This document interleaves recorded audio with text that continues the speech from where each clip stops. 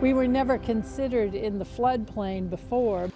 This was a fast-moving flood that took everything in its path. The back half of my house was just standing there in like 30 feet up in the air. We had seen many floods, but we had never seen our bridge gone. Knott, Letcher, Floyd, and Pike received the bulk of the damage and the bulk of the rain. All their belongings, their homes, everything they owned got washed away in these floods. People had nothing. It was a tragic situation for hundreds of families in eastern Kentucky. I honestly thought within a few hours or a few days, somebody would be there to help us get out. We needed water and stuff like that, but no one could get to us because it was like a 60-foot gap from our road to the main road. Within 36 hours, we became an emergency shelter. People were placed, either in one of our lodge rooms or in one of our cottages, and also in the campground in travel trailers. We're used to having a little bit of room to that cramped up. That's tough to deal with. It took a minute. The flood didn't discriminate, but the people who can afford it the least were the people who suffered the most. They were closest to the creek. They had the least amount of foundational support to withstand the flood.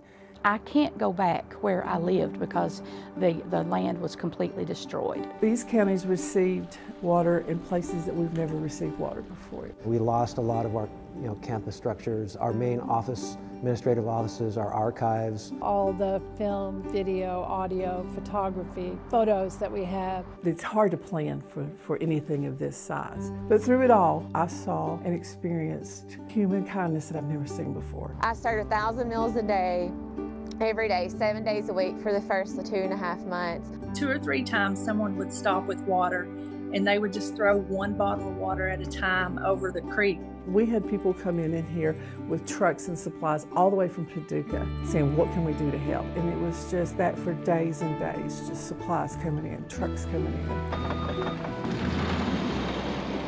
All of our operations, probably for 3 months, was flood related. The day they started construction on our bridge, I don't know how many people posted and tagged me like, I will sit in this traffic all day to see you get out of there. Got some good friends. We had 27 bridges in District 12 alone that were considered emergencies. Of those 27, we have 16 already back open. We've replaced them, and the others have diversions or detours around, so no one's isolated. We've had to rebuild the radio station, and actually we are broadcasting from this RV. The worst thing that happened was the impact on our archive. Books are hard to save, but photographs, especially the older photographs, have been surprisingly resilient. I would say we've saved, probably 75–80% of what was damaged. Any renovation or rebuilding here, we'll have to take into account, that the river is right there and adjust.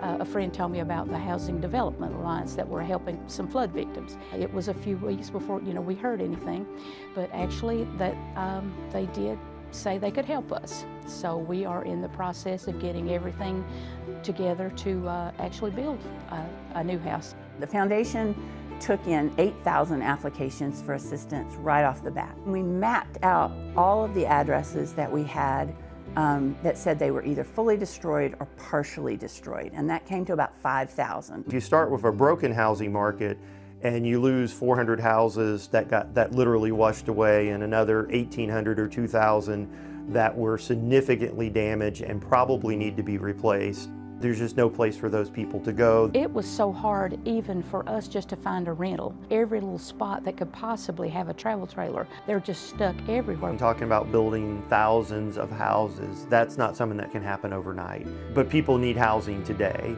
The flood took out a bunch of gas lines, so they're still not able to run their appliances to make a hot meal and don't have heat in their home. As of right now, if I cook at home, I can't wash dishes. Since July the 28th, my family hasn't had any gas, so we have no heat, we have no hot water. The need is significantly more with this event because of the lack of insurance. FEMA says 4% of applicants that they had flood insurance. So 96% of the people who are trying to recover from this flood started with nothing. I've applied for FEMA, but I'm waiting, you know, so I don't know what they're gonna do. I feel like we're being forgotten, and it's hard for people to understand why the need for food is still so strong 6 months out. The need has not decreased. We know people who are staying in houses that are not completely repaired. We've seen people buy mobile homes and bringing them and setting them right back up where their mobile home washed away. And I think it is desperation. They've been through tough times and have tough times ahead, but there is a brighter day ahead. We got a long way to go. Going to be years before people get a sense of normalcy again. I'm just thankful to have somewhere to go. Many do not.